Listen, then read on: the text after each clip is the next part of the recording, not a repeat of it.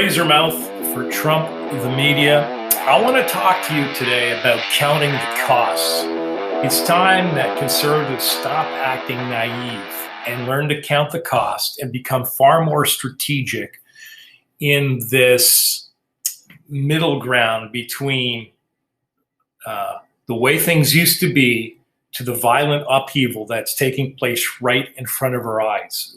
Too many of us conservatives still want to think like things are the way they used to be. We complain about how, we ought to be able to assemble peaceably. We complain about how the media is hypocritical and shows double standards. We complain about the fact that the police stand by idly. Those are all legitimate complaints, but they're falling on deaf ears because nothing is changing.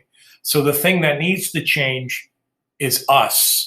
Conservatives need to change. Patriots need to change. And I don't mean change our worldview. I don't mean change our beliefs. I mean, we need to change the way we engage in this new world order that's right in front of our faces. Here's a prime example of what I'm talking about. I love Donald Trump Jr. I think he's a great guy, and he potentially could be a candidate down the road. I think he should really think about potentially being a president if he's anything like his father, or even more conservative than his father. Donald Trump released this statement just on Sunday, and I think it bears some airplay and commentary. So let's follow along with what he said. Guys, I've been pretty disgusted with the media for a long time. In fact, I think most of them are scumbags. Yeah. But honestly, I was wrong to have thought so highly of them. Mm-hmm. When I see what's going on right now in Washington, D.C., when I'm watching innocent people peacefully marching, celebrating a president that they love, and getting beaten in the streets by some anarchist scum, I'm absolutely disgusted. Again, I was wrong to think that you were the low of the low, because you are far worse. That you would sit by while this goes on. Okay, so the scumbags obviously is the national news media, and that they would sit by and idly watch is what he's getting at. Now he's referring to obviously the massive protest that took place in D.C. over the weekend, but that's Supreme Court. Here's a little. Together, it took a coalition of people, and we are so proud that everybody is here fighting for our nation. So go to TrumpMarch.com and follow along. And this took a lot of money to pull off in such a quick thing. So any contribution that you can contribute, we would definitely love. We are not. Okay, so I'm not going to show anymore, but you see this. I mean, it's a massive crowd. I think there's some pictures, top end view, looking down. And this is the thing that conservatives love to do. I mean, we've noticed this. They love to go to rallies. We love to be in the public square and share ideas, and it's just part of being American. It's a part of the Americana experience. Protesting peaceably, vocalizing our beliefs, because we really believe that truth will prevail. We really believe that if we can persuade people through the force and strength of our argument, the force is not the right word, but through the strength of the argument, that will persuade, will change hearts and minds. You hear that repeatedly, right? And obviously people, the idea is if we get all these people, how can anybody deny the importance and groundswell movement? How can anybody deny that President Donald J. Trump has had a significant and positive impact on American life and civil and American life and civics, right? But as Donald Trump Jr. points out, the media isn't reporting this. It probably wasn't really reported. Any significant airtime was given to it. But even worse than that, they're not reporting the fallout from the protest. And what kind of fallout we're talking about? Well, Don Jr. talked about women and children and families being harassed.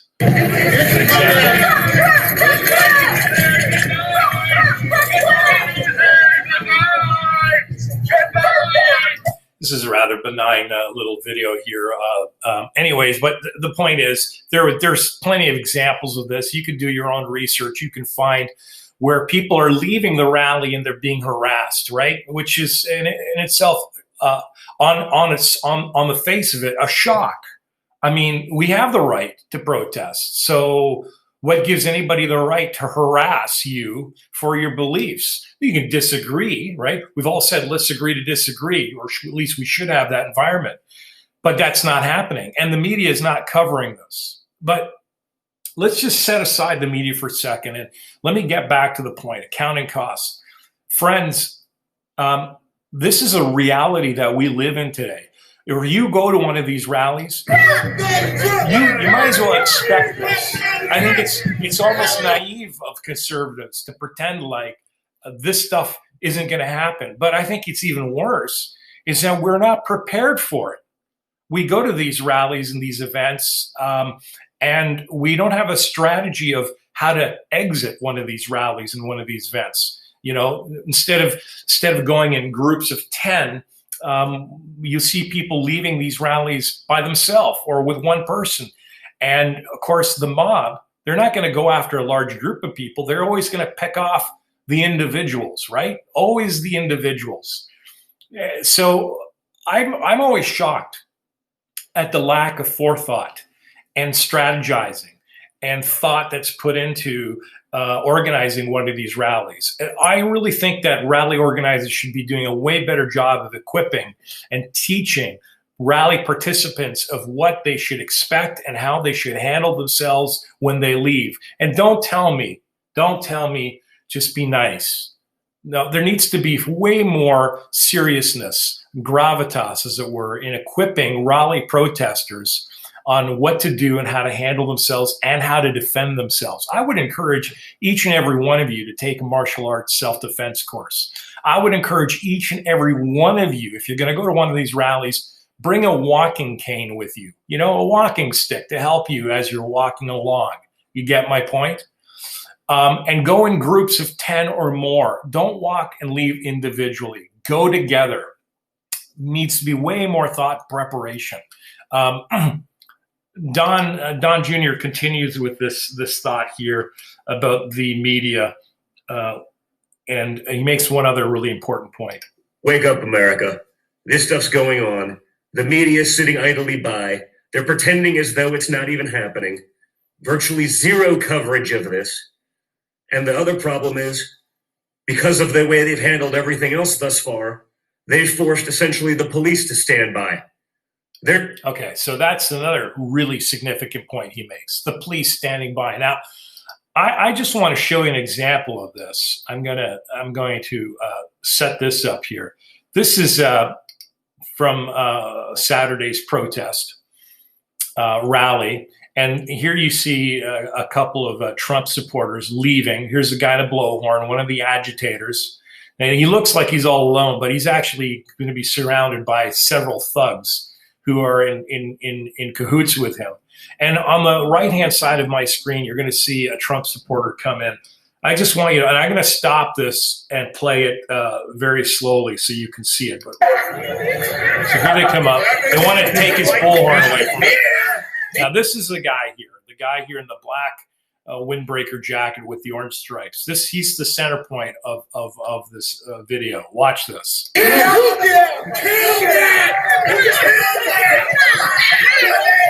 Now, folks, I don't know why he did that, why he bothered. Counting the costs, he paid a heavy price for engaging these thugs and hoodlums.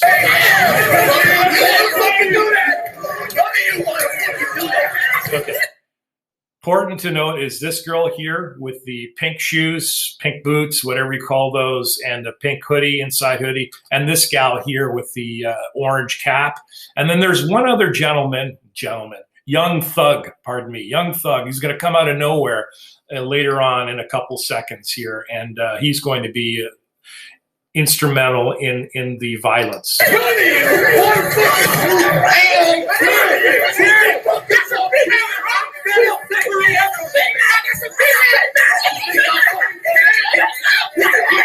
Okay, so you see he's surrounded here.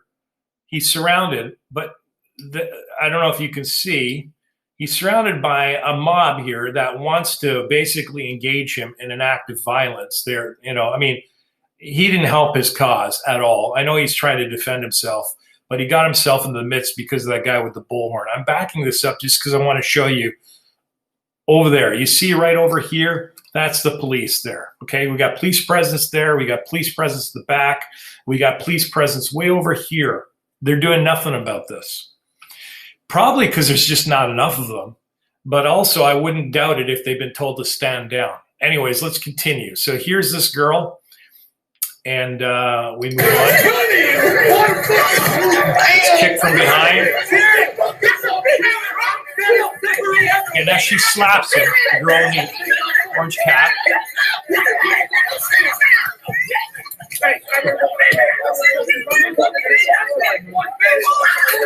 Okay, now you see this guy, this young kid comes out of nowhere. Notice how they're all hitting him from behind, right? I mean, that's what you expect from cowards, from thugs, from degenerates.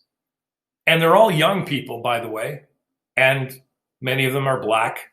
That matters because there's also lots of white people there. I mean, they're just a conglomerate of diverse thuggery, right? The thugs are as diverse as the conservatives are.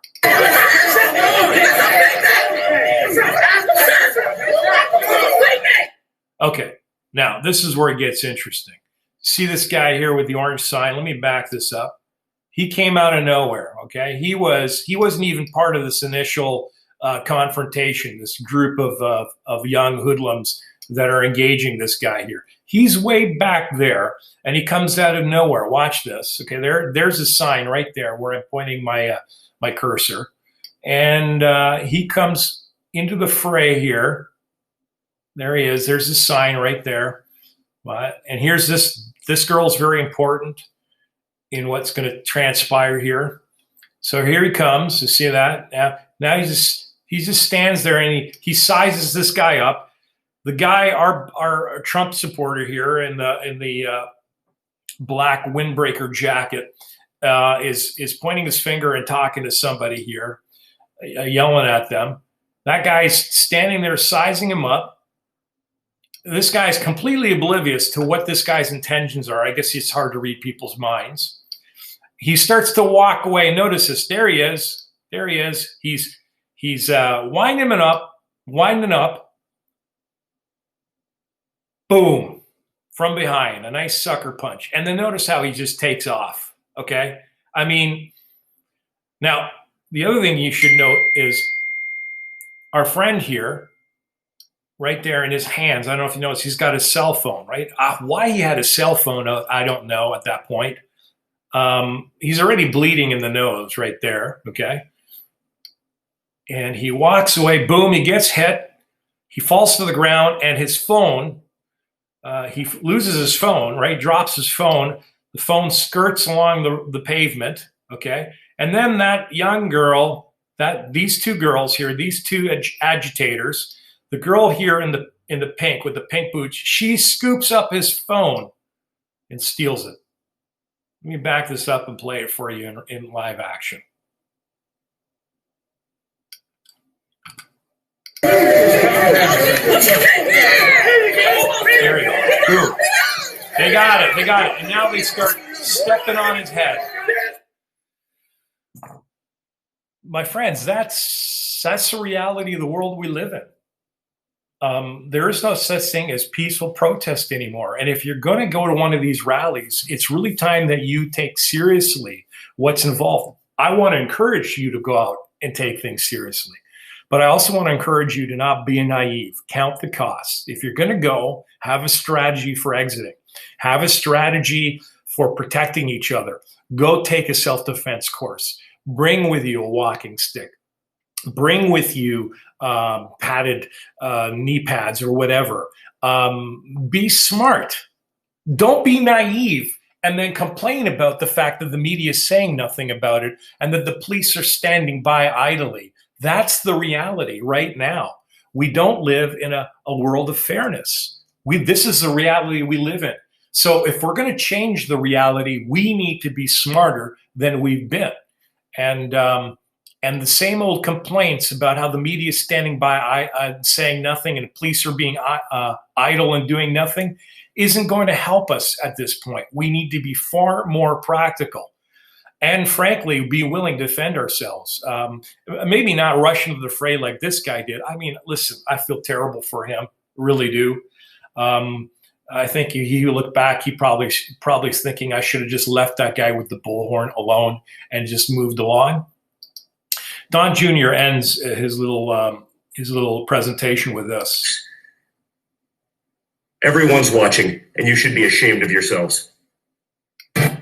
Yeah, Don, they should be ashamed of themselves. But here's another problem with this constant drumbeat from conservatives, wagging our finger at the lamestream media, saying they should be ashamed of themselves. The fact is, people, the lamestream media, they don't know how to blush. I mean, look at Sandra Smith from Fox News. Do you think that this gal knows how to blush? Whoever do you think she knows what shame is? Remember, just because CNN says, or even Fox News says that somebody's president doesn't make them president. So I think everybody wants to know that this was done properly. And so do you think a person like that? What is happening? Do you think she knows anything about shame? Really? Any one of these national news media figures know anything about shame? No, they're not ashamed. They don't know how to blush because they think they're superior. They think they know better. They think we're wrong and we deserve what's happening. That's what I mean by counting the costs. Decrying the hypocrisy, decrying the double standard, pointing fingers and telling the media they should be ashamed of themselves, while all true. And please, none of you get me wrong. I'm not upset with Don Jr. I get it. However, that's not going to work in the new reality. We need to be smarter. We need to be more strategic. We need to be practical. Doing things like this, as great as they are, that's not going to change the results. We need to be far more strategic. You know, there's a saying in the scriptures that says, be innocent doves, yet shrewd as serpents. And I think there's a lot that can be unpacked. I don't have the time for it today, but there's a lot that can be unpacked on that. We need to count the costs and get far more serious. And the complaints about the hypocrisy, the double standard, the sitting by the sidelines and doing nothing, that's not going to change anything for us, folks. So stay the course, be encouraged, truth will prevail. Let's be strategic, let's be practical, and for goodness sake, learn to defend yourself. Don't be naive anymore. There's no such thing as a peaceful protest. If you like what you're hearing, please follow, like my video.